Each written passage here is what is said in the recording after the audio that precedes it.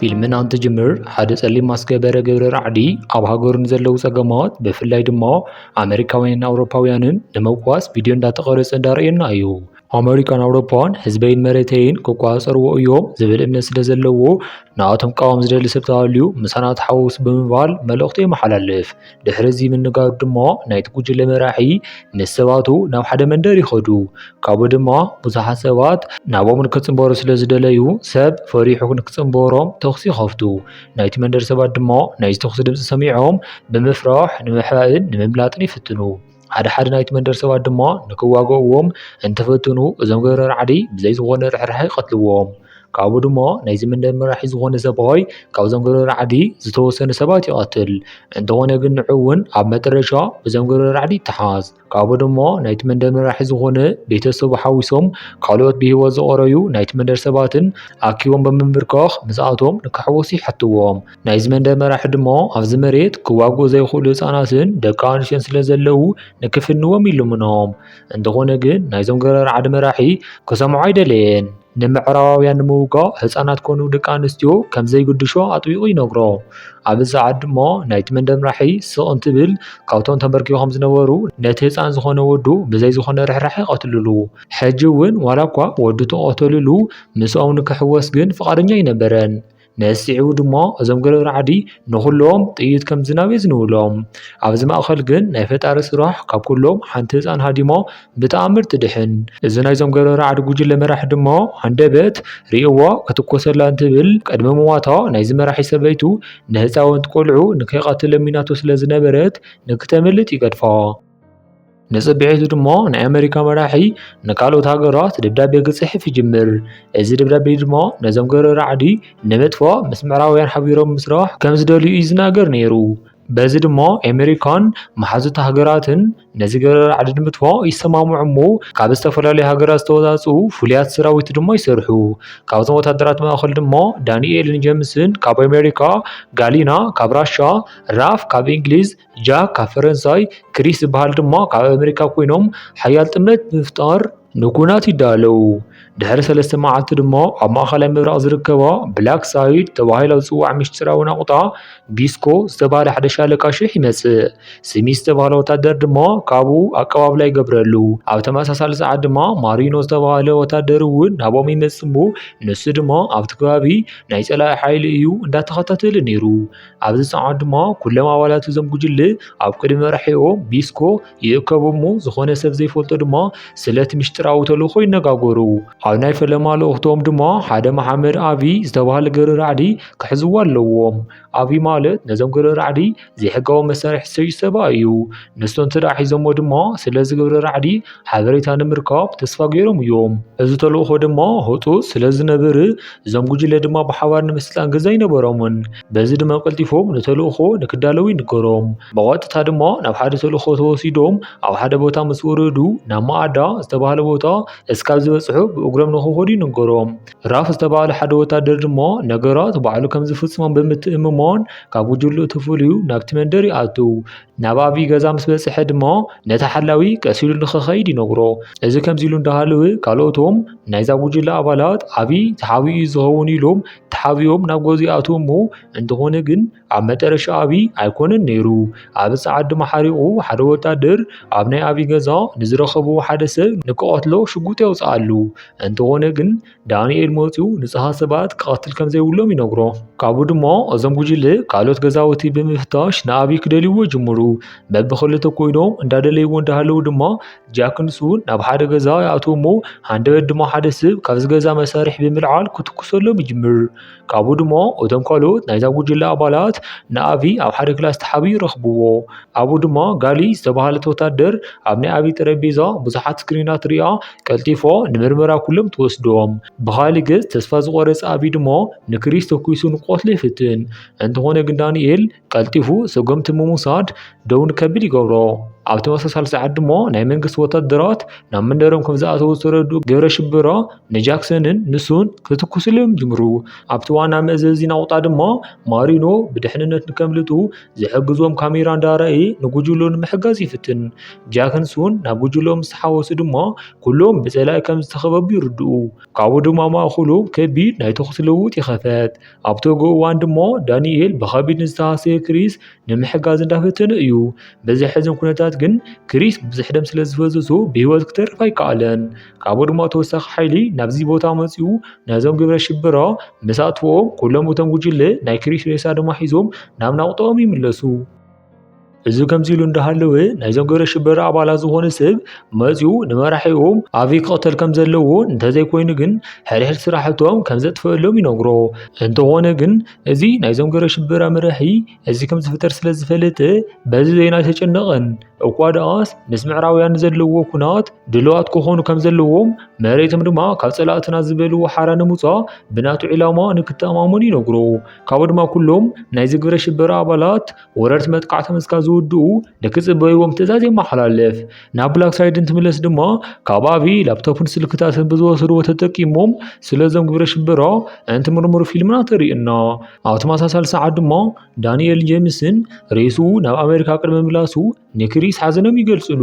ካብኡ ንድሓር ድማ ጄምስ ብሞት ክሪስ ተሓታቲ ራፍይ ብምባል መብስኡ ክባእሱ ይጅምሩ እሞ ኣብ ሰዓት ድማ ዳንኤል መፂኡ ደው ንከብሉ ይገብሮም እሞ ሕጂ ክልቲኦም ከም ቆልዓ ካብ ምክርኻር ነዚ ሬሳ ኣብ ምስናይ ኣቓልቦ ንክገብሩ ይነግሮም። ካብኡ ድማ ኣብዚ ናውጣ ኣብ ምድረ በዳ ሓደ ሓደ ድንኳናት ይረኽቡ እሞ ከም ዝጠርጠርዎ ድማ ናይዞም ግብረ ሽበራ ካምፕ ኮይኖም ይጸንሑ። ቢስኮ ድማ እዚ ሓበሬታ ቆልጢፎም ንፍሉይ ሓይሊ ኣባላት ምስ ነገሮም ነቲ ቦታ ንክፈትሽዎ እንተልእኮ ይዳልዎም። ንፅብሒቱ ድማ ዳንኤልን ካልኦት ኣባላቱን ብሄሊኮፕተር ናብዚ ካምፒ ዘለሉ ከባቢ ይመፁ እሞ ካብ ርሑቕ ኮይኖም ድማ ናይዞም ግብረ ሽበራ ንክምርምርዎም ይጅምሩ። ካኒላ ድማ ስናይፐራ ተኺላ ኣነፃፂራ ንምትኳስ እንትፅብእ ካልኦት ኣባላት ድማ ፀላኢ ኣበይ ከም ዘሎ ምስ ፈለጡ ብቕልጡፍ መታ ንክዕወቱ ዳንኤል ኣብ ክልተ ቦታ ይኸፍሎም እሞ ካብኡ ድማ ኩሎም ናብ ቦታኦም ምስ ከዱ ተልእኾም ይጅምሩ።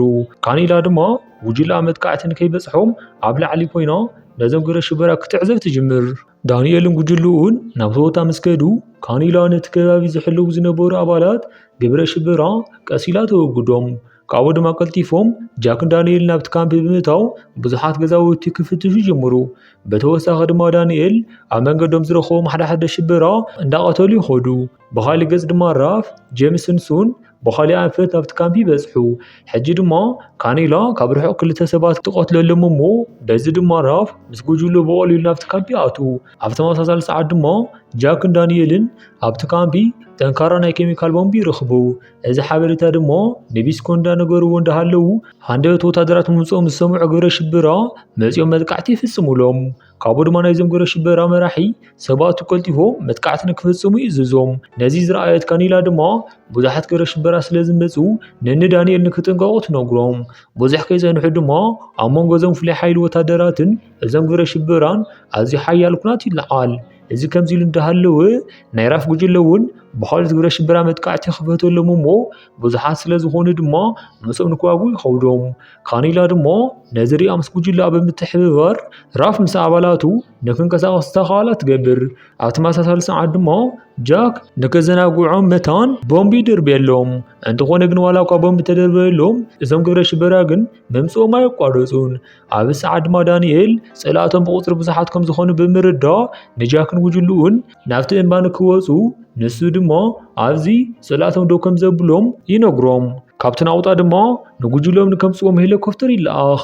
ካብኡ ድማ ራፋን ካልኦት ብፆቱን ንዳንኤል ገዲፎሞም ናብቲ እምባ ይወፁ እሞ ዳንኤል ድማ በፀላኢ ይኸበብ። ካኒላ ድማ ንበፃያ ንምሕላው ናይ ፀላኢ መንቀሳቐሲ ክትከታተል ትጅምር። ንንራፍ ድማ እቲ እምባ ምስ ወፁ ጄምስ ደጊሞም ናብ ታሕቲ ብምውራድ ንዳንኤል ንምሕጋዝ ይሓስቡ። እንተኾነ ግን ካልኦት ኣባላት ሕጂ ንብሕቱ እንተደኣ ከይዱ ከም ዝሞትን ኣብ ክንድኡ ግን ብሕብረት ኮይኖም ንዳንኤል ከም ዝሕግዝዎ ነጊሮም ንከኣምኖም ይገብሩ። እዞም ግብረ ሽበራ ድማ ንዳንኤል በዓል ንክስሕት ምስ ገበርዎ ንሓላፊኦም ኣሕሊፎም ይህብዎ።